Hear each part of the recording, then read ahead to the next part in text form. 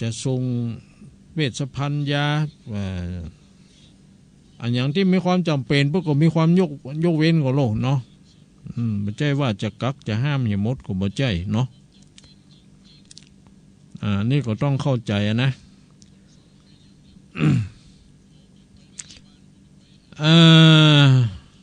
โรคนี้มันเป็นโรคที่ระบาดไปทั่วเขาจะต้องมีการป้องกันถ้าบ่มีความจำเป็นยังก็อยู่กับบ้านกับจองเนี่ยยังบ่รับตบแตบไปดูทีวีดูข่าวไปเนาะแล้วก็นอนพักผ่อนรับเหี่ยพ่องก็ดี กูเตื้อมันบ่รับเมาเนี่ยการสปะสะเป็ดเนาะกินยังก็กินไปน่ะบ้านเฮานี่บอกว่าจะมีปัญหานักเนาะพักไม่ใส่เครือปะเลอะบ่ลำจังมันก็กินเมื่อมันหิว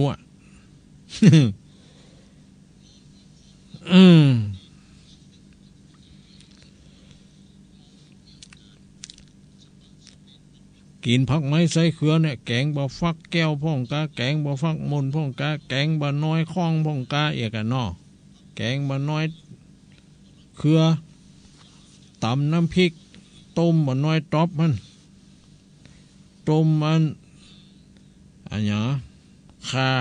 อันหยา ดอกคาอันอย่างเนี้ยเนาะพักง้อนหมูนี่ขมๆหน่อยจัดเหมาะเหมือนกันนะแก้ความดันโดยรุ่นนั่นแหละเนี่ยหมูมีอย่างไรแห้งก็เก็บพักปังฮั่นไปซื้อจีนส้มเหี่ยวห่อกี่บาท2-3 บาทอ่ะหรอซื้อมาสัก2-3 ห่อมาแกงใส่พักปังเหี่ยก็จีพริกนุ่มกับเหี่ยก็ปอดทอดเหมาะ เนาะเนี่ยบ้านเฮาบ่เดือดร้อนนะแต่ในเมืองบอกว่าที่เขากินกับกาดที่เขากินกับอย่างนั้นน่ะโอ้นักแกเนอะเงินทองก็บ่มีงานก็บ่ได้ทำปิกบ้านปิกจองกันก่อนนั่นก็มีบ่ได้ปิกมาบ่ได้เปิ้นกักไว้ก็มีเนาะแต่ว่าเปิ้นกักไว้เปิ้นก็บ่ฮื้อหิวฮื้อขาดก็นะเปิ้นก็มีงบประมาณมีคนทำอาหารการกินไปฮื้อโลเปิ้นกักไว้14 วันแน่เนาะมันก็ต้องทำใจนะเปิ้นก็ทำตามระเบียบวินัยแต่บางคนมันบอกหูเรื่องหูราวนะยังไปสุมหัวมัวตากันไปร้องลำทำเพลงกินเหล้าเมายากันโอ้ถูกเปิ้นจับเปิ้นยับไปหลายคนนะถูกปรับถูกยังไปเนี่ยมันเป็นอย่างเนี้ยเรียกว่าคนมันบอกหูฟ้ากะบอกหูดิน คือบ่สนใจยาเดียอย่างนี้ไงบ่ฮู้การบ้านบ่ฮู้การเมืองบ่ฮู้การวัดการว่ามัวแต่สนุกสนานเพลิดเพลินเจริญใจเนี่ยเนาะโอ้บ่ได้เรื่องบ่ได้ราวเปิ้นก็จับยับปรับไหมเสียงเงินเสียงทองไปปอสังคมประนามแห่มตัวเนาะอันนี้เรื่องของมันเป็นอย่างนั้นแหมบ่มื้อน่ะมันก็จะผ่านพ้นไปเนาะเขาก็อดเอาไว้ก่อนมาเดี๋ยวนี้มันใจว่าเป็นตลอดแรงตลอดปีก้ามันก็ล่างหายไปพ่องกะ ถ้าเป็นตลอดนี่โอ้นักแกเนอะคนที่เสี่ยงนะที่จะติดโรคนี้เนี่ยก็คือคนที่มีความต้านทานน้อยต้านทานต่ำแล้วก็มีโรคประจำตัวโรคประจำตัวโรคเบาหวานโรคความดันนี่เนาะหรือว่าโรคอย่างอื่นนะอันนี้ต้องระมัดระวังหน่อยนะ เพราะว่าประวัติของคนที่ตายเสียชีวิตไปเนี่ยติง46 คนของประเทศไทยเขาเนี่ยส่วนมากก็เป็นคนอ่อนแอร่างกายบ่สมบูรณ์นะบางทีร่างกายสมบูรณ์แต่อ้วนแต่เนาะแต่มีโรคประจำตัวคือโรคโรคเบาหวานโรคความดันเขาพอทั้งนอกอย่างกับเป็นอย่างนี้เนาะอย่างกับ จะมีบ่าแปลงแหงเมียที่ไหนได้ เป็นที่อยู่โลก หลายโลกอยู่ในหันหมดเนี่ยท่ออีเขาก็บอกให้ได้โลอ้วนทวนสมบูรณ์อีหรอเนาะ อันนี้ก็ต้องระมัดระวังเนาะระมัดระวังรักษาตัวภัยตัวมันนั่น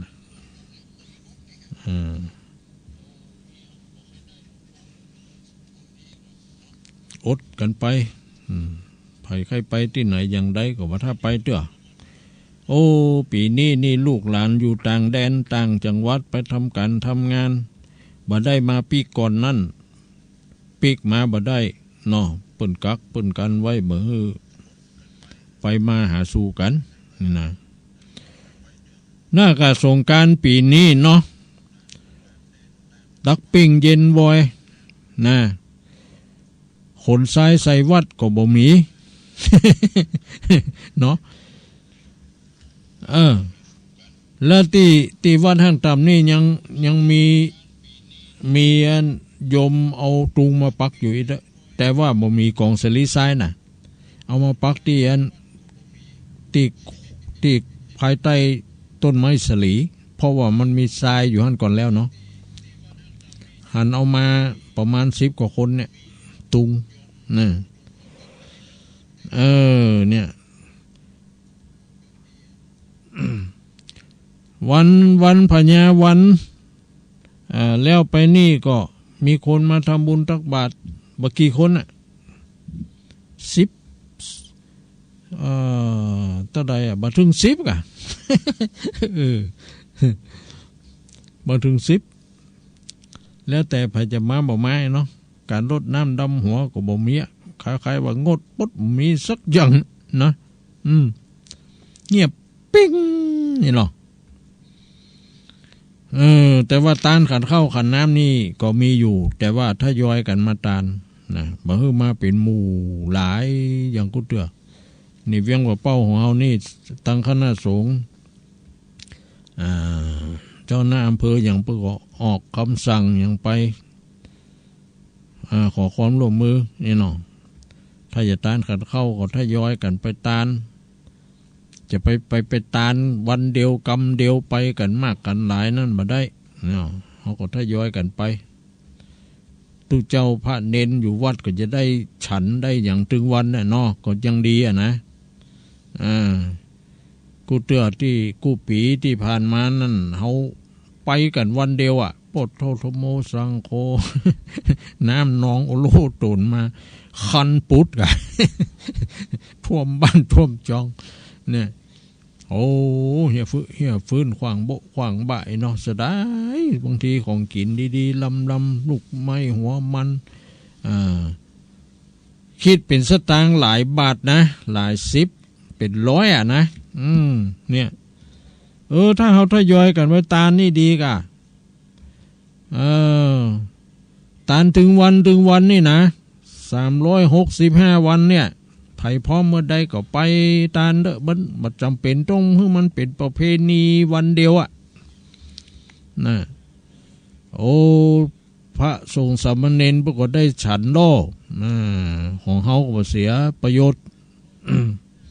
เขาเคยบอกเหมือนกันนะแต่ศรัทธาบางคนก็ฟังบางคนก็บอกฟัง ก็แล้วแต่เปิ้นเขาบังคับเปิ้นมันจะได้เนาะว่าแก่แต่เขาจะบอกมาตานกะ เนาะเขาก็จะไม่ได้ฉันยังกะเนาะ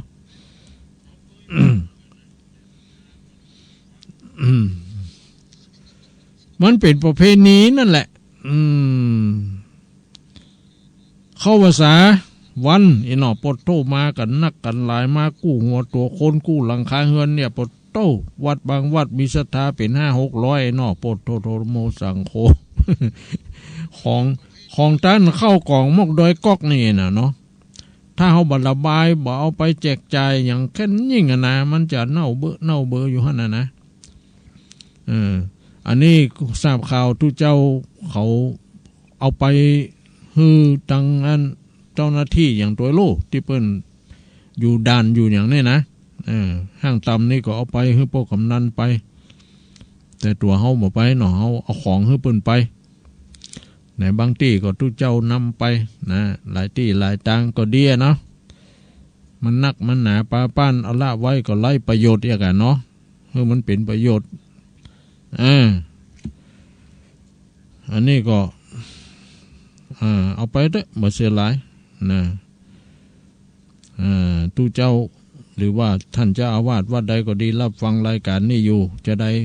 ถ้ามีศรัทธาญาติโยมอย่างมาตันเข้าขันน้ำนักหนาป้าเนี่ยได้ก็แบ่งสรรปันส่วนไปเน้อไปให้เปิ้นเขาอยู่ย่านก็บ่ได้กินย่างนี่เนาะได้กินก็น้อยๆเขามีอย่างเอาไปให้กำลังใจอะเนาะให้กำลังใจเจ้าหน้าที่อย่างเอาให้ไปอย่างไปก็ทราบข่าวว่าไปหลายวัดนะหลายวัดหลายว่าก็ดีนะช่วยกันพระสงฆ์องค์ข้าเจ้าก็บละศรัทธาประชาชนญาติโยมทั้งหลายเวลามีเรื่องราวอันอย่างพอจะช่วยได้ก็ช่วยไปเนาะเอาละญาติโยมทั้งหลายเขาอู้กันมาก็เป็นเวลาหลายนาทีตะกี้ได้เอาคำกลอนสอนใจขึ้นต้นบอกว่าเชิญแสวงแสงสว่างตั้งชีวิตนี่เนาะอย่าหลงมิดมืดนานนักท่านเอ๋ยเนี่ยก็หมายความว่าบางทีเฮาบ่ได้ยินได้ฟังธรรมะอันอย่างเนี่ยบางทีจิตใจเฮาอาจจะมืดมนอนทการเนาะเรียกว่ามันบ่มีแสงสว่างในจิตในใจนะการดำเนินชีวิตของเฮาก็ไปผิดทุกพ่องเนี้ยนะเฮาจะไปโทษไผแต่ก็บ่ได้เนาะเพราะเฮาบ่ได้ฟังเทศฟังธรรมบ่ได้ทำจิตใจให้มันสว่างนะแต่ยังมาเดี๋ยวนี้ก็คงจะสว่างกันพ่องละที่หลงผิดไปก็กลับคืนมาเนาะแต่ก่อนบ่ได้ยินได้ฟังธรรมะธรรมโมนี่ต้องหลงอยู่ในความมืดมีความโลภมีความโกรธมีความหลงมัวเมาอยู่ในสิ่งที่บ่เป็นสาระที่บ่เป็นประโยชน์เหมือนเดียวนี้ได้มาฟังเทศฟังธรรมตุเจ้าตุลุงเปิ้นเอามาออกอากาศเฮาได้ยินได้ฟังบัดเดียวนี้จิตใจเฮาสว่างสวยใสปิ้งเนาะสว่างสวยใสปิ้งนี่ก็จะทำให้สังคมเฮานี้น่าอยู่นะน่าอยู่อย่างใดก็มันสงบร่มเย็นมันเป็นสุขมันบ่มีเรื่องราวอันหยังที่ฮ้อนหายเกิดขึ้นเนี่ยคือสังคมมันเป็นสุขเพราะว่าต่างคนต่างก็มีศีลมีธรรมนี่เนาะคนดีมากกว่าคนหายเนาะมันดีนะแต่ถ้าคนหายมันมากกว่าคนดีนี่กันเนาะโอ้เดือดร้อนนะเดือดร้อนเนี่ยอย่าอยู่เฉยเฉือดชืดมืดทุกทางเนี่ยนะอย่าไปอยู่บ่ได้เนาะก็คือคิดคือทำมาอย่างที่พอจะทำได้อยู่บ่ได้ก็เนี่ยอันนั้นเนี่ยนี้ไปพอที่จะทำได้เนี่ยนะจะไปฝืนทำนะเดี๋ยวลูกหลานมันก็จะเดือดนะบางป้าอุ้ยแม่อุ้ยคนบางคนนี่ลูกหลานเดือดโลอีแม่อีป้อบัดท่าเนี่ยนะเองเขาใจเนี่ยเขาก็สระไว้เหี้ยคือเขาเนี่ยเนาะฟังกรรมเขาพ่องเวลาเจ็บไข้ได้ป่วยมาเนี่ยเขาจะซ้ำหัวเขานะว่าแล้วว่าจะไปเนี่ยเนี่ยว่านะมันเหลือกรรมแต่ก็บดีนะเขาต้องฟังละอ่อนเขาพ่อง เนาะก็กูอยู่บ่ได้กูบ่ม่วน ก็เนี่ยอย่างอื่นเนาะกะที่มันกวาดหอย่อเฮือนต้อมขอบต้อมครัวอย่างนั้นแต่เป็นยังอันนั้นได้กะเนาะ แต่จะไปล้างห้องน้ำอันยังบ่ได้เนอะเพราะเรือพะเลิดพะถูนะโคบ่ได้นั่นน่ะมันมืด คือรู้ทั่วชั่วดีเนี่ยวิธีชอบเนี่ยเขาต้องหูต่างใดเป็นต่างเสื่อมนี่เนาะต่างบ่ดีอันใดเป็นต่างเจริญที่ดีนี่นะอันใดทำแล้วมันเป็นประโยชน์อันใดทำแล้วมันไร้ประโยชน์บ่เป็นประโยชน์นี่เนาะอันใดเป็นกุล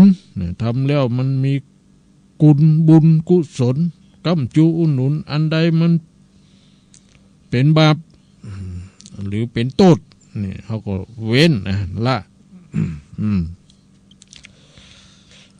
หูทั่วการที่เขาจะหูทั่วนั้นเขาก็ต้องฟังมันจะหูเนาะคิดมันก็จะหูอ่านไผหูหนังสือก็หาหนังสือธรรมะธรรมโมไปอ่านไปศึกษานะมันก็จะหูหรือปฏิบัติก็คือไปจำศีลภาวนาอย่างนี้นะปฏิบัติแล้วเขาก็จะเกิดแสงสว่างทางเดินของชีวิตนะขึ้นในจิตในใจก็จะได้รู้ว่าทางใดดีทางใดบ่ดีนั่นแหละนะทั้งประกอบกรรมงามตามศึกษากรรมอันใดที่มันงามที่มันดีมีประโยชน์เขาก็ทำอันนั้นสิ่งใดที่มันบ่ดีมันบ่มีประโยชน์เขาก็เว้นบ่ประกอบบ่ทำเขาก็ต้องศึกษานะศึกษาทั้งความดีทั้งความบ่ดีนะมันต้องอย่างนั้นก่อนศึกษาด้วยการฟังด้วยการอ่านหนังสือด้วยการคิดด้วยการปฏิบัตินี่นะมันเป็นการศึกษาหมดอะต่างชีวาแวววับไม่ดับเลยการดำเนินชีวิตของเฮานี่มันก็จะดีอะประพฤติถูกทางธรรมเป็นสัมมาเนี่ยนะสัมมาก็คือความชอบอะสัมมาอย่างสัมมาทิฏฐิเนี่ยแปลว่าความเห็นชอบอะทิฏฐิแปลว่าความเห็นนี่เนาะสัมมาคือชอบไอ้เนาะเนี่ยนะเนี่ยประพฤติถูกทางธรรมเป็นสัมมาเนี่ยสัมมาต่างชีวาแวววับไม่ดับเลยไม่ดับเลยนะเนี่ยต่างชีวาชีวิตเนาะมันจะแวววับมันจะสดใสมันจะมีกุลจะมีก้ากับชีวิตของเฮาที่เฮาได้เกิดมาได้ทำคุณประโยชน์ให้แก่ตัวเองยังไปปอยังทำให้คนอื่นแถมทำให้พระพุทธศาสนาทำให้ประเทศชาติบ้านเมืองเนี่ยนะมันอยู่ที่พฤติกรรมการกระทำของเฮาทุกคนเนาะแต่ว่าข้อสำคัญนะเขาจะไปทำอย่างตามกิเลสของตัวเองก็แล้วกันนะเพราะว่ากิเลสนี่มันตึงบดดีมันทำให้เดือดร้อนวุ่นวายเนาะกิเลสนี่เนาะ ก็ว่ากันไปวันนี้ก็จะได้นำเสนอคติธรรมคำสอนแถมอย่างหนึ่ง เล่าอู้สู่กันฟัง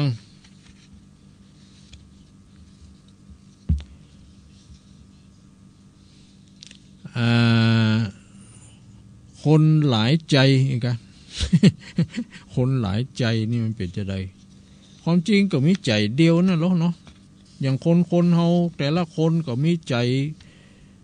รูปหัวใจเท่ากับกำปั้นโลกพูดว่านะเท่ากับกำปั้นกำปั้นของไผ่ของมันนี่แหละหัวใจเฮาก็เท่านั่นน่ะเท่ากับปั้นเนี่ยนะ คนหนึ่งก็มีหนึ่งใจอะนะแต่หัวใจนั้นมันเป็นว่ามันมี4 ห้องก่อนนะในหัวใจนะถ้าพาดูนี่นะ อันนี้เราเคยได้อู้ได้จ๋าเนาะได้บอกได้กล่าวคือสถาประชาชนเนาะได้รับทราบไปแล้วเหมือนกันนะว่าหัวใจของคนเรานั่นมี4 ห้องเนี่ยห้องหนึ่งรักตัวเองเนี่ยที่เราเคยว่าเนาะ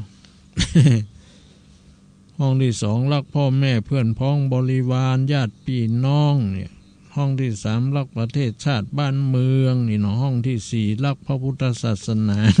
เนาะ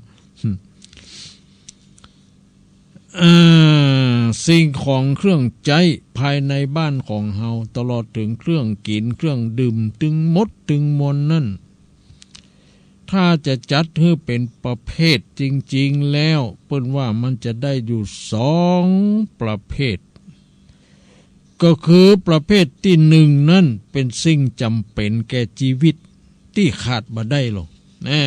ประเภทที่1นะเป็นของจำเป็นแก่ชีวิตที่ขาดบ่ได้สิ่งจำเป็นของชีวิตที่ขาดบ่ได้นั่น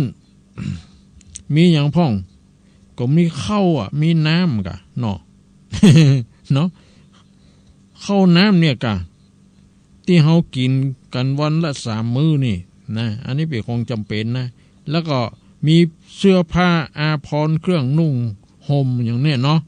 เพื่อป้องกันอย่างความหนาวความเย็นความร้อนเนี่ยเนาะประการที่3ก็คือที่อยู่อาศัยกะบ้านจองหอเฮือนน่ะมีประตูหน้าต่างปิดมิดชิดบ่ฮือแดดลมฝนเข้ามารบกวนนี่เนาะเนี่ยและแถมยังก็คือยารักษาโรคเนาะปัจจัย4นั่นแหละเป็นของจำเป็นนะปัจจัย4แต่ให้มันจำเป็นพอเพียงนะจะไปโลภนะ เนาะให้มันจำเป็นพอเพียงนะ นี่คือสิ่งจำเป็นแก่ชีวิตนะที่มันขาดบ่ได้ทุกคนจะต้องมีนะถ้าบ่มีขาดไปอย่างใดอย่างหนึ่งมันก็เป็นทุกข์น้อยหนึ่งนะเนี่ยอย่างครับ บ่มีข้าวปลาอาหารกินเนี่ยมันก็เป็นทุกข์แล้วเนาะวิวิตขาดนี่นะอันที่2ก็บ่มีที่อยู่อาศัยเนาะไปอาศัยบ้านเปิ้นเนี่ยมันก็ทุกข์เนี่ยอย่างบ่เป็นที่พออกพอใจของเปิ้นก็จะไล่เฮาหนี นะมันใจบ้านเฮาเนาะ ที่อยู่อาศัยเนาะ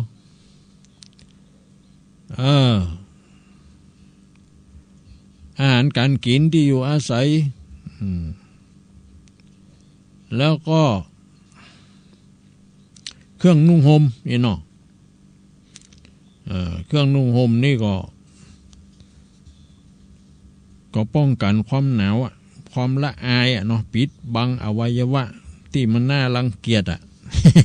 เนาะ คนเฮาถ้าบ่นุ่งผ้านุ่งครัวหรอป่วยอยู่อย่างอันก็เหมือนกับสัตว์เนาะมันคล้ายๆอย่างนั้นกัน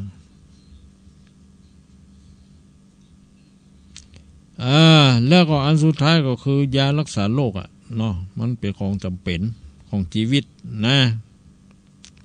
เป็นสิ่งที่จำเป็นแต่ว่าคนเฮาหันว่าเป็นสิ่งจำเป็นเนี่ยเพราะเป็นสิ่งที่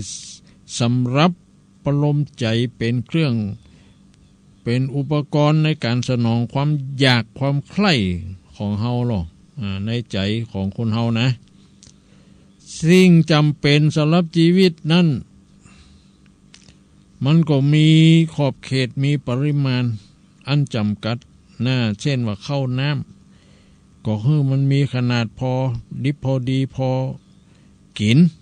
พออิ่มต้องนี่เนาะวันละ3 มื้อเสื้อผ้าเครื่องนุ่งห่มก็พอป้องกันความร้อนความเย็นความหนาวที่อยู่อาศัยก็เป็นเพียงที่พักผ่อนรับนอนนะถ้าเขาจะมีมากกว่านั้นมันก็มีได้แต่มันก็จะเป็นทุกข์แน่นอนเพราะว่าถ้าเขามันบ่มีขอบเขตเนี่ยมันก็เป็นทุกข์นะ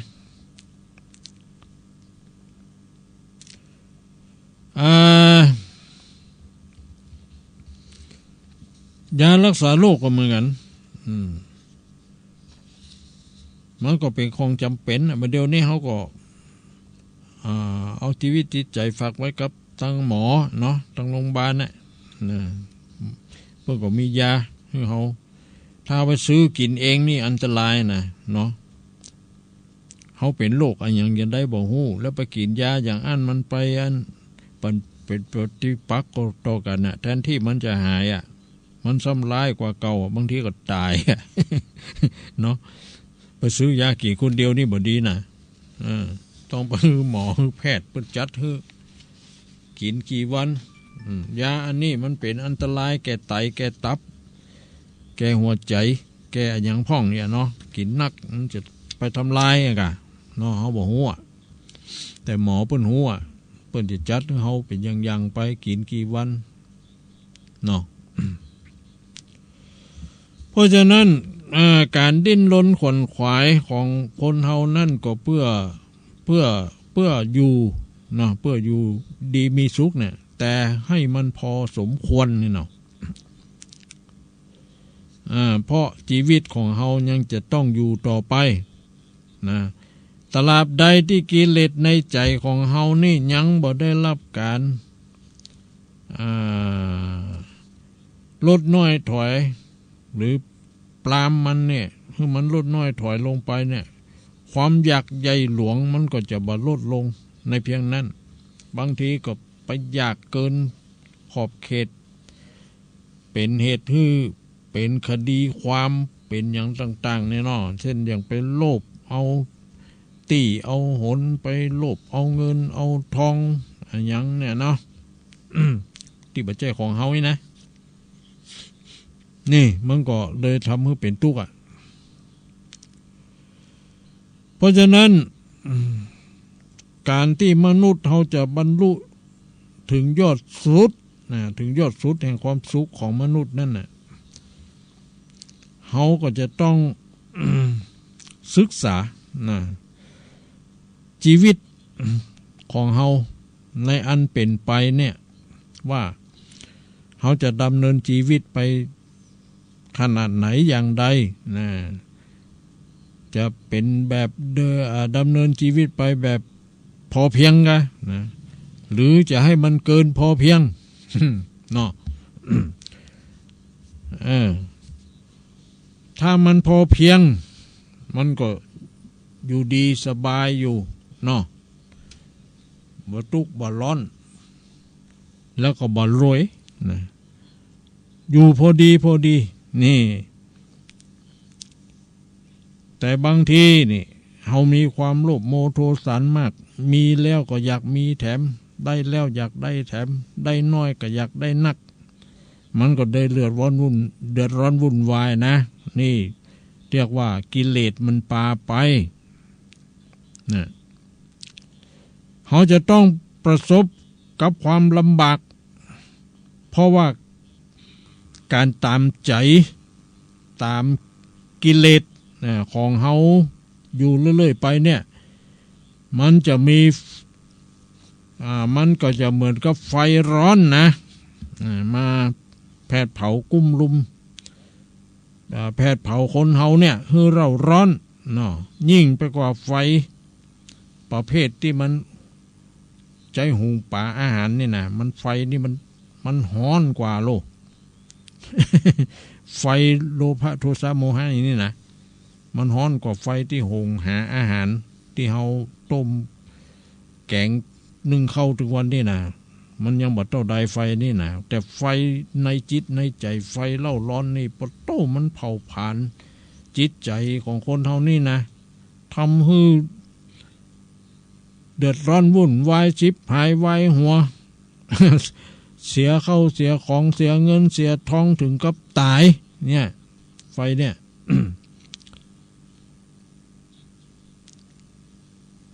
เพราะฉะนั้นเฮาจงเป็นผู้ที่มีเพียงพอนะ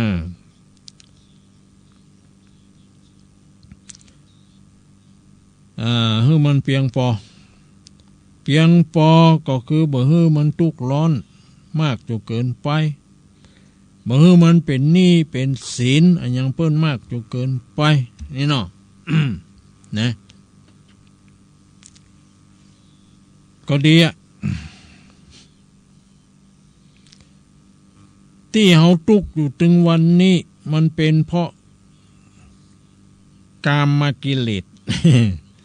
คือบริโภคกามนะกามะนี่แปลว่าความใคร่นะใคร่อะไรอย่างใคร่อยากดีอยากเด่นอยากมั่งอยากมีอยากเป็นเศรษฐีมหาเศรษฐีอยากมียศถาบรรดาศักดิ์ นะอันเนี้ยมันเป็นกามะทั้งนั้นมันเป็นความทุกข์ทั้งนั้นเนาะ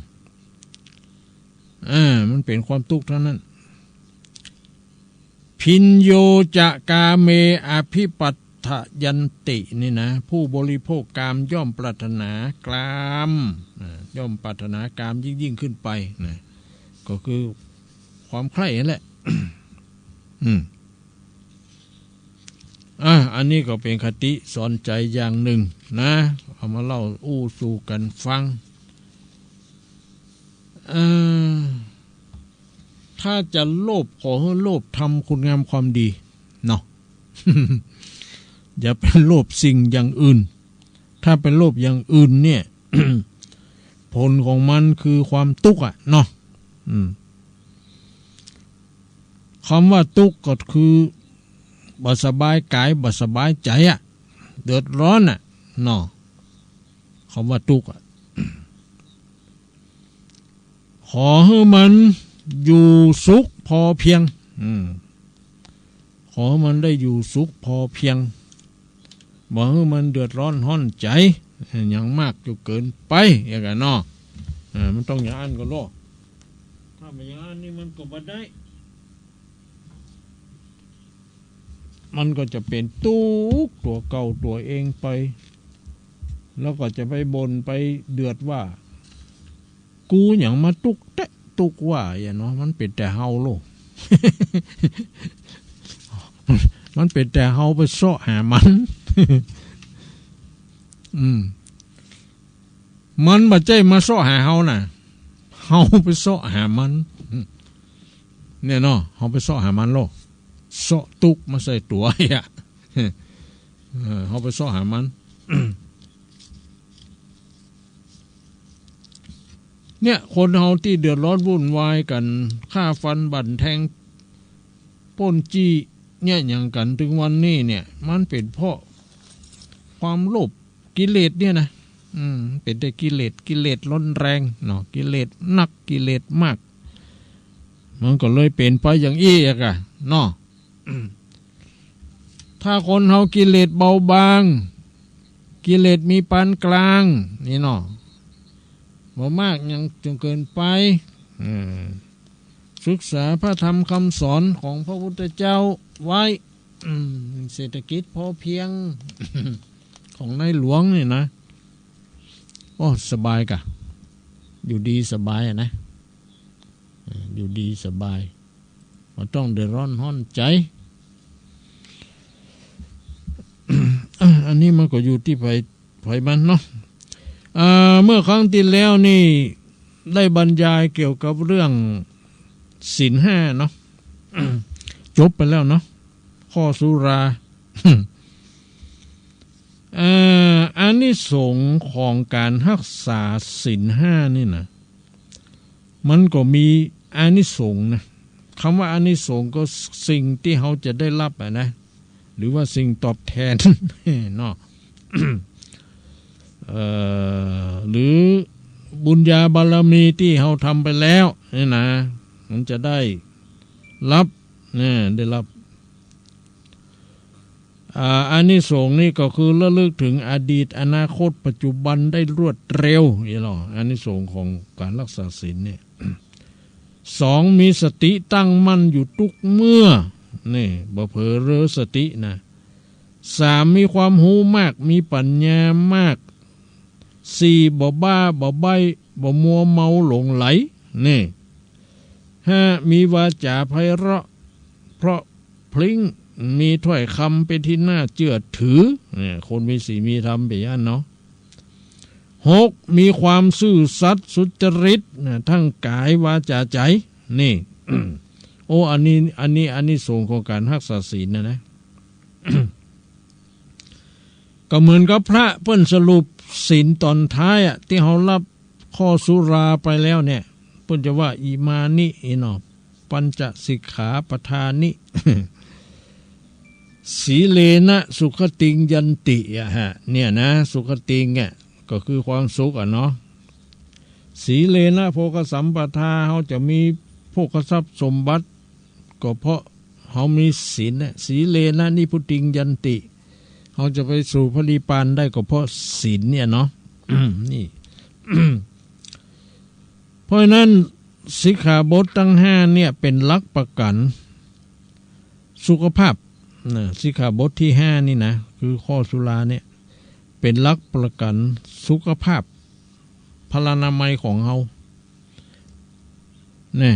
ประกันอย่างได้ก็คือบ่เป็นโรคตับแข็งอย่างกันเนาะ บ่เป็นโรคถุงลมโป่งพองเนี่ยเนาะบ่เป็นโรคทางเดินหายใจบ่เป็นโรคกระเพาะหลายอย่างเนี่ยมันเป็นประกันสุขภาพโลก ถ้าเขาเว้นจากการดื่มน้ำเมาและสิ่งเสพติดทุกชนิดแล้วเนี่ยมันก็จะอยู่ดีสบายนะ แต่ถ้าเขายังไปมัวเมาลุ่มหลงจมอยู่กับสิ่งต่างๆเหล่านี้นั่นมันก็จะเป็นการบั่นทอนสุขภาพนะสุขภาพร่างกายเขาก็จะบดีอายุก็จะสั้นนี่ค่ะเพราะว่ามันเป็นการทำลายชีวิตนะตลอด ไปแล้วก็มันเป็นการป้องกันความเสื่อมเสียในชีวิตและทรัพย์สินของเฮาด้วยนะนี่มันเป็นการรักษาสติสัมปชัญญะของเฮาให้สมบูรณ์บริบูรณ์นะอยู่เสมอนะนี่คือการรักษาศีลนะเพราะนั้นเวลาต้านไปสมาทานศีลเนี่ยรับศีลไปนี่ก็ขอให้เอาไปประพฤติปฏิบัติให้มันดีเนาะจะไปให้มันล่วงละเมิด จะไปให้มันผิดศีล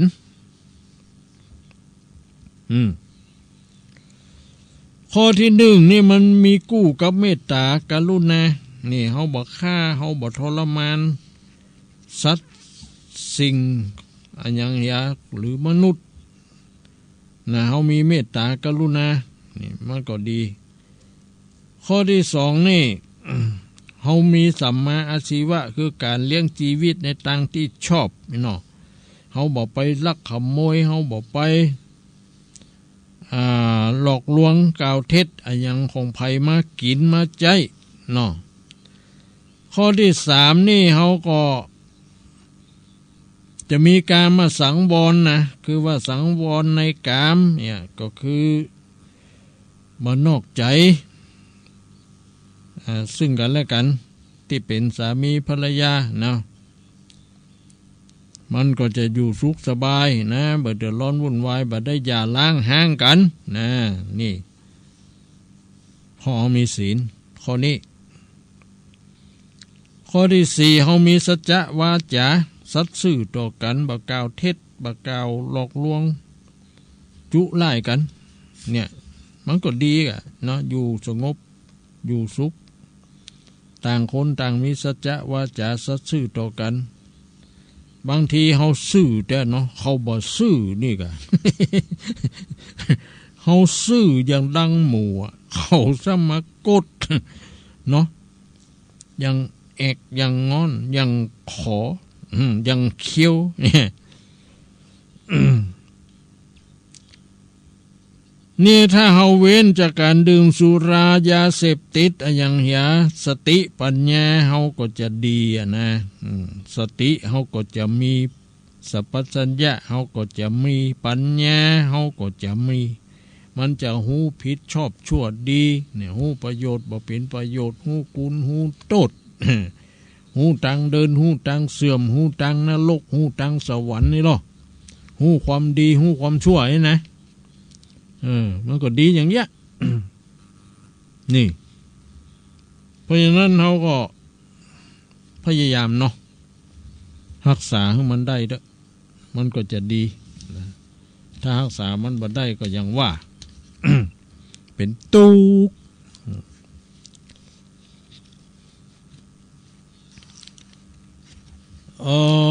วันนี้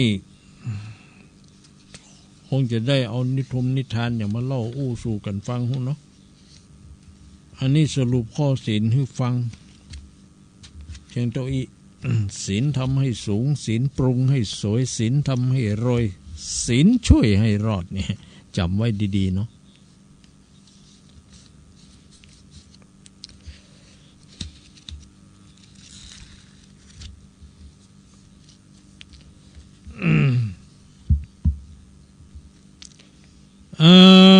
นิทานวันนี้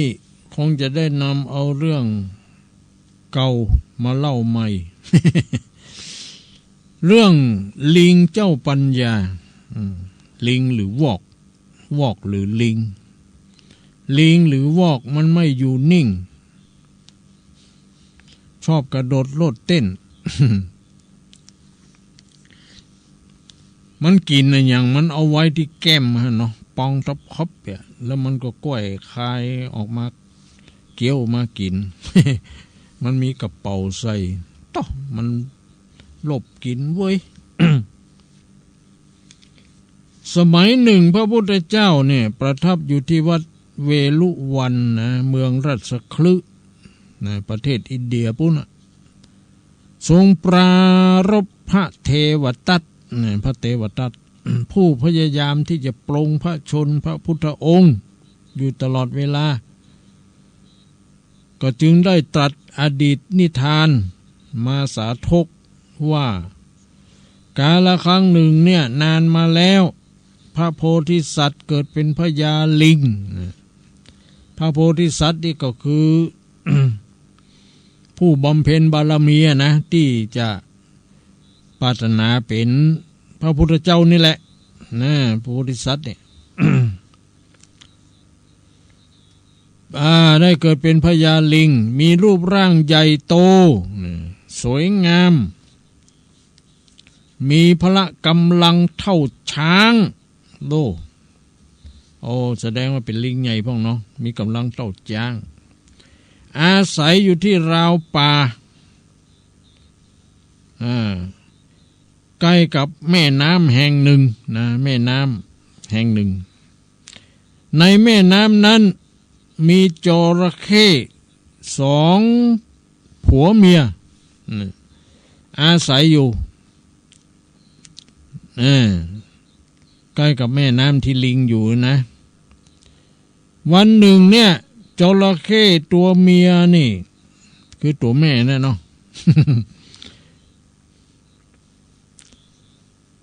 เห็นร่างกายของพญาลิงแล้วเนี่ยก็เกิดอยากจะได้หัวใจลิง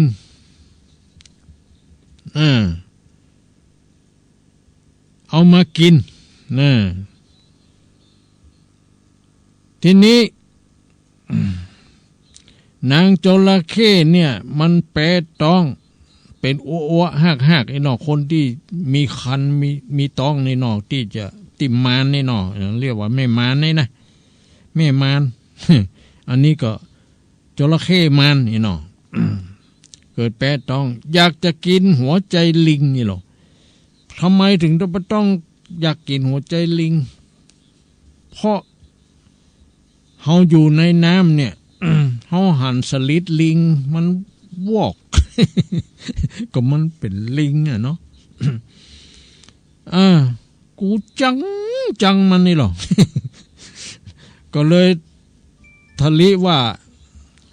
แปะต้องอยากจะกินหัวใจลิง ว่าอย่างนั้น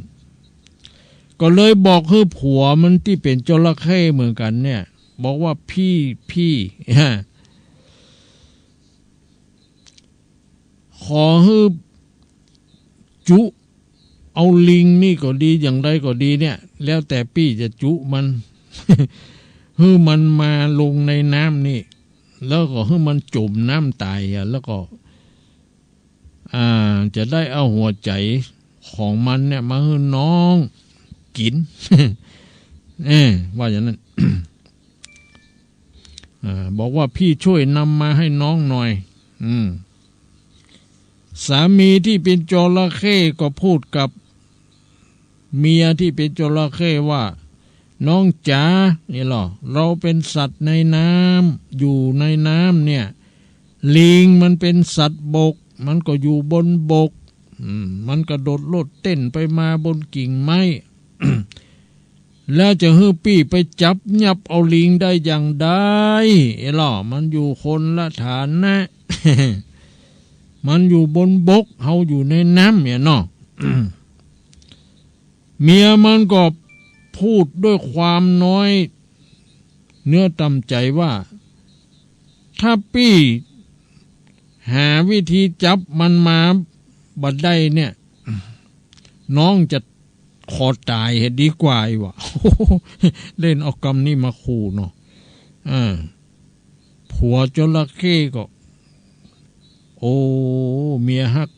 ไปฟังตายเตื้อยหรอเดี๋ยวก่อนพี่จะคิดพิจารณาหาอุบายก่อนว่าจะเอา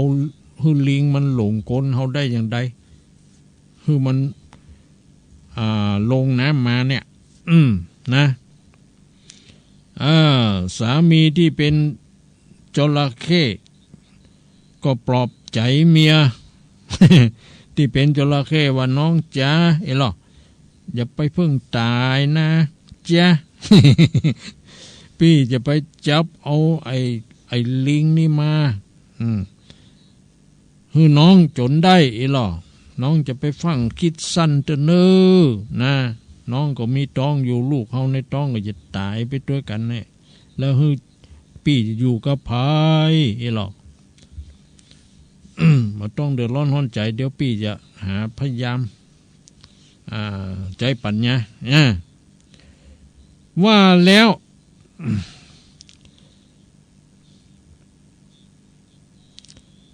จระเข้ก็ไปหาพญาลิงนะที่กำลังลงมาดื่มน้ำลิงมันกินผลไม้รากไม้แล้วมันก็ลงต้นไม้มาเนาะมากินน้ำจระเข้หันก็ว่ายมากันเนาะมาดื่มน้ำที่ฝั่งนั่นพอดีนะจระเข้ก็ร้องถามขึ้นว่าท่านลิงท่านกินแต่กล้วยที่ฝั่งนี้ไม่เบื่อหรือไงเห็นหรอ ไม่คิดจะอยากข้ามไปกินผลไม้ฝั่งปูนก็หาเพราะฝั่งปูนมีผลหมากหลากใบปอดรู้นักอุดมสมบูรณ์นี่หรอก่อนข้าเป็นอย่างต้านขึ้นต้นไม้ได้ในข้าคงจะสบายเป็นสุขขนาดนี้หรอกแต่นี่ข้ามันเป็นสัตว์น้ำมาได้ขึ้นต้นไม้บ่ได้ พอลิงได้ยินจระเข้พูดอย่างนั้นนะลิงก็จึงตอบว่าท่านจระเข้แม่น้ำนี้เนี่ยมันกว้างใหญ่ไพศาลนะแล้วจะให้เฮาข้ามไปเนี่ยมันยากนะ ข้าบ่เป็นน้ำนะข้าว่ายน้ำบ่เป็นนะ ว่าอย่างนั้นนะลิงนะข้าว่ายน้ำบ่เป็นไปดิกตายอะก็ความจริงข้าใครไปเหมือนกันนะอยู่นี่มาเมินแล้วข้าก็เบื่อแล้วก็ผลละหมากลากไม้ทั้งนี้ก็บ่ค่อยมีแล้วอีนี่จระเข้ก็บอกว่าโอ้ขอท่านสนใจได้หน่ายหรอถ้าท่านสนใจท่านจะไปจริงๆเนี่ยข้าก็จะช่วยกะข้าจะฮื้อต้านนี่นะนั่งบนหลังข้านี่ไปเดี๋ยวข้าจะว่ายน้ำไปท่านบ่ต้องกลัวจมน้ำตายอีหรอนะข้าจะไปส่งเอาบุญนั่นนะ เอาบุญเอาบาปโม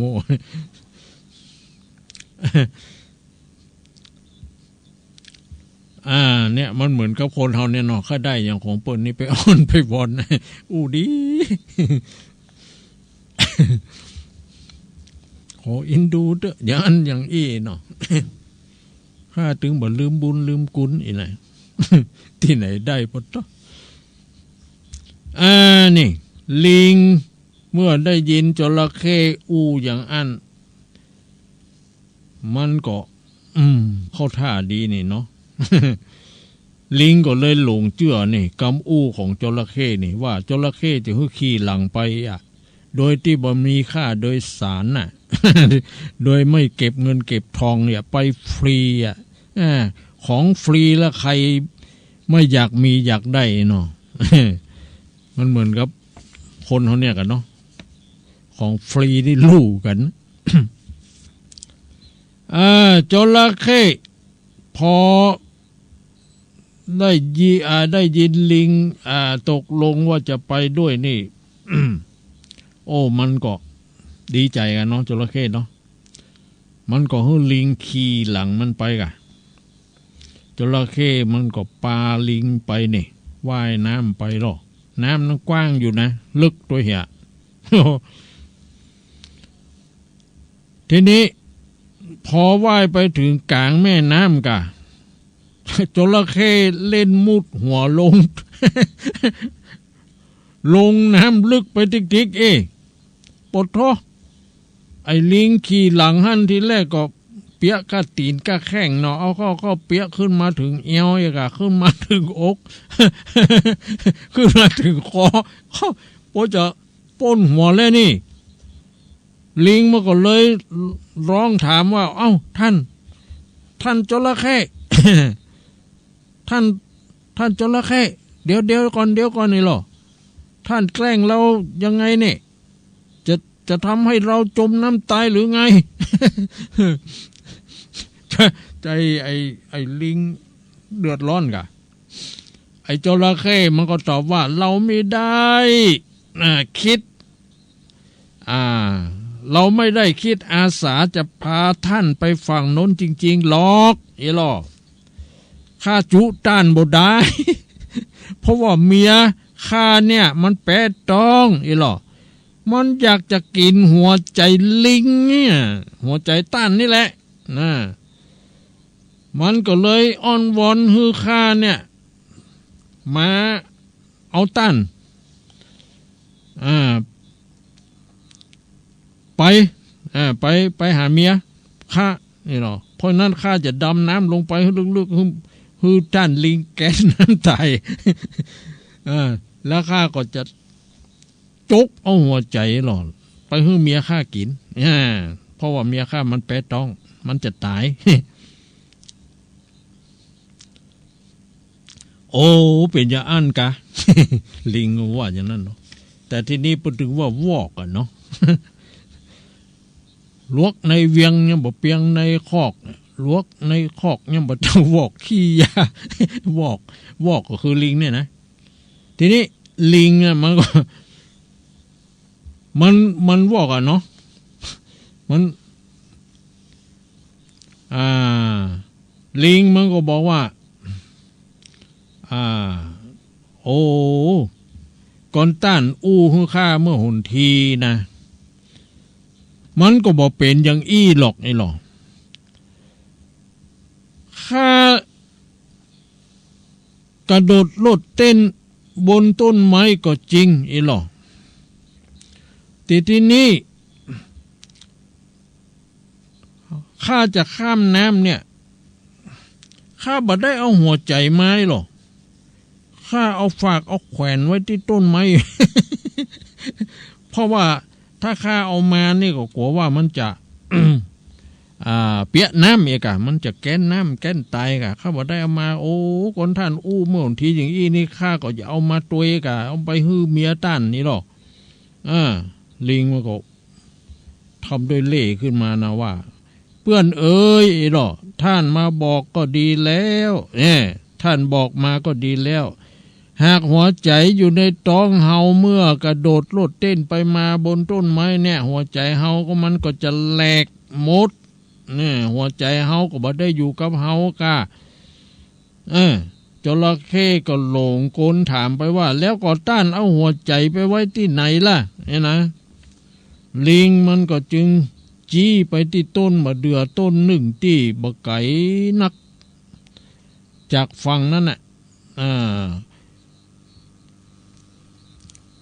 มีผลมะเดื่อสุกมงมังเป็นพวงเป็นกั้วอยู่เนาะลิงมันก็จี้คือจระเข้บอกพร้อมกับอูว่านั่นไงหัวใจของเฮาเขาเอาแขวนไว้ที่ต้นมะเดื่อนั่นน่ะหันก็นั่น จระเข้มันก็บอกหัวใจเป็นจังได๋กะเนาะจระเข้ก็พูดว่า โอ้หากท่านฮื้อหัวใจแกเฮานะเฮาจะบ่ฆ่าท่านอีหรอกเฮาจะบ่ฆ่าท่าน ลิงก็พูดขึ้นว่าถ้าอย่างอันเนี่ยต้านก็ปาเอาเฮาไปส่งที่หั่นกะที่ต้นมะเดื่อที่ข้าเอาหัวใจแขวนไว้หั่นน่ะ เราจะเอาหัวใจนี่ให้แกต้านอีหรอเมียต้านก็จะรอดตายหรอถ้าต้านฮักเมียต้านแต่ต้องเอาข้าขึ้นบกขึ้นฟังก่อน แล้วข้าจะไปเอาอันหัวใจที่ห้อยบลงตรงเต็งนั่นนะ มา จระเข้ก็จึงปาลิงนั่นน่ะไปส่งหรอที่ต้นมะเดื่อ ต้นมะเดื่อนะฟังอันฟังที่ลิงอยู่เดิมเนี่ยนะไปส่งที่ต้นมะเดื่อนั่นลิงลงจากหลังจระเข้โดดขึ้นต้นมะเดื่อไป โล่งอกโล่งใจเกือบตายแล้วมันนานนี่นะ แล้วลิงมันก็พูดว่าเจ้าจระเข้หน้าโง่อีหรอหัวใจสัตว์ตัวไหนจะอยู่บนยอดไม้อีหรอมันก็อยู่ในตัวไผ่ตัวมันหั่นกาเจ้ามันใหญ่แต่ตัวเสียเปล่าไอ้หล่อหาพญาปัญญาบดได้มันหลงกลกับข้า ข้าจุหัว ความจริงหัวใจก็อยู่กับข้าเนี่ยกันไปที่ไหนข้าไปเอาออกมาได้จะได้เนาะ โอ้เนี่ย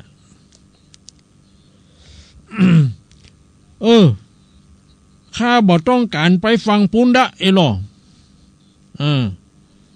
ข้าบอกไปละ ข้าจะอยู่เนี่ยน่ะอยู่ที่เก่าเนี่ยเนี่ย ท่านนี่ร่างกายใหญ่โตเสียเป่าแต่ไร้ปัญญาหล่อผสมก็เป็นร่างกายเลยหล่อจระเข้นี่ก็ถูกเฮาหลอกลวงเอาเสียแล้วท่านจงไปหาเมียของท่านตามสบายเถิดข้าไม่ไปแล้วบายบายเห็นหรอ ลิงจระเข้พอทราบว่าหลงกลลิงเสียแล้วเนี่ยก็เป็นทุกข์นี่โอ้เสียอกเสียใจซึมเศร้าเฮามาหน้าเลย เป็นหลงกลไอ้ลิงก็เปิ้นถึงว่าลิง มันหลุดไหลๆนะ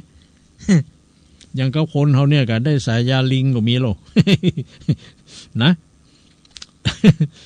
มันอู้รุนๆไหลๆเนี่ยนะใจเล่กระเท่นะแต่ว่ามันหูตัวรอดหูใจปัญญาเอาตัวรอดเป็นยอดดีนะเนี่ยโอ้ถ้ามันบ่ใจเล่เหลี่ยมอย่างอี้นี่มันก็ตายกันเนาะเนี่ยจระเข้พอทราบว่าหลงกลลิงแล้วเนี่ยก็เป็นตุกในเสียใจซึมเศร้าเหมือนกับเสียพนัน เหมือนกับคนเล่นการพนันเสียเงินนี่เนาะมุดกลับถึงถิ่นที่อยู่ของตัวตามเดิม เอาลิงขี่หลังเล่นบดได้รุ่นนี้เนาะนั่น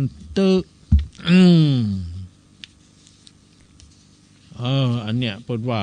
นิทานเรื่องนี้เปิ้นจะสอนให้รู้ว่าจะได้นิทานเรื่องนี้สอนให้รู้ว่า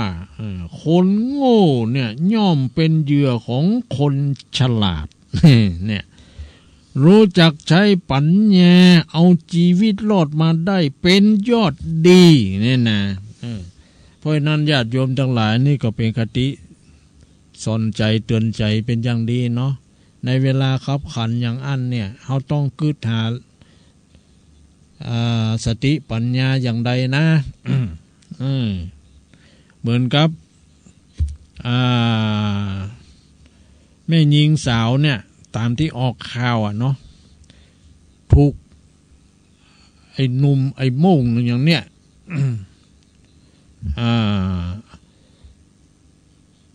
ซ้อนรถ น้องจะไปไหนจะไปบ้านนี่บ่ได้ไอ้ก็จะไปฮั่นเนาะไอ้ก็รู้จักคนนั้นคนนี้อีโลเดียวไอ้จะไปส่งนี่เนาะมาขึ้นมาขึ้นรถซ้อนรถไปสะบอกเอาไปบ้านนั้นสกรรมเอาเว้เข้าในแพะในป่าในอย่างโมยเนาะแล้วก็ไปข่มขืนเนี่ยจะข่มขืนเพื่อเดีย อีแม่ยิงนักบอกฮู้มันก็ฮู้รักษาตัวรอดเป็นยอดดีเนาะมันก็อู้ดีใจเย็นๆไอ้หรอ บ่ถ้าบังคับบ่ถ้าข่มขืนน้องถึงเต็มใจจะฮื้ออีหรอกำเดียวก่อนขอน้องได้เห็น อย่างนี้ก่อนเนี่ยกะไอ้หนุ่มนั่นก็วางใจกะอีแม่ยิงนี่ได้ทีได้ท่ากะเตะพามากะ มันได้เป็นนักมวยหน่อยเนาะปัดต้อไอ้นั่นก้นลงปันปัดเต้ามันคิวมันอย่างได้บ่ฮู้เนาะมันก็ล่นเลยกะล่นห้องตัวยังตัวปัดต้อรอดมาสบายเนี่ยเหมือนว่าคนเฮานี่ต้องใจปัญญาในเวลาขับขันนะ รู้จักรักษาตัวรอดเป็นยอดดีแน่นะมันจะถูกจะผิดอย่างใดจังมาเถอะขอให้ตัวเขารอดเนาะมันก็ยากอะไปได้จะไร ชีวิตเป็นของมีค่าหรอ เกิดมาเนี่ยมันจะง่ายๆกว่าจะเจริญเติบโตใหญ่มาเนาะจะมาเสียทีอย่างอี้เพราะฉะนั้นเราต้อง ศึกษาหูนะเหมือนกับนิทานเรื่องนี้มันต้องใจสติปัญญาต่อสู้กันไปเนาะอันนี้ก็เป็นคติตัวอย่างหนึ่งนะก็มาเล่าอู้สู่กันฟัง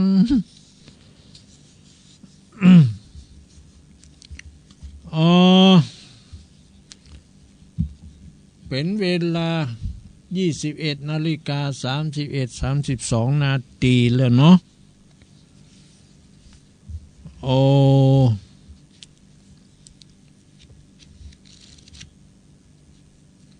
วันนี้มันก็เป็นวันพฤหัสบดีเนาะที่16ความจริงในปฏิทินเนี่ยวันนี้มันเป็นวันพญาวันนี่หรอเนาะแล้วเป็นวันเสียด้วยเนาะ3711เสรีกุลุสิเสากพัดเนาะเพราะว่าวันนี้วันพัด แต่ว่าที่เปิ้นว่ามัน มันวันเน่า2 วันเนี่ยมันมีเป็นปีนะบางปีมันก็เน่าวันเดียวแต่ที่นี้ทางคณะสงฆ์จังหวัดนี่นะเปิ้นได้ประชุมตกลงกันเปิ้นปฏิทินอย่างใดมันจะอย่างใดก็แล้วแต่เนาะเขาจะถือเอา3 วันนั้นน่ะคือวันที่13 เมษายนเป็นวันสังขารล่องเหียเนาะวันที่14 เมษายนคือเป็นวันเนาเหียนี่นะหรือว่าวันเน่าที่เขาว่ากันเนาะแล้ววันที่15 เมษายนนี่คือเป็นวันพญาวันหรือวันเถลิงศกเหียนี่เนาะตอนนั้น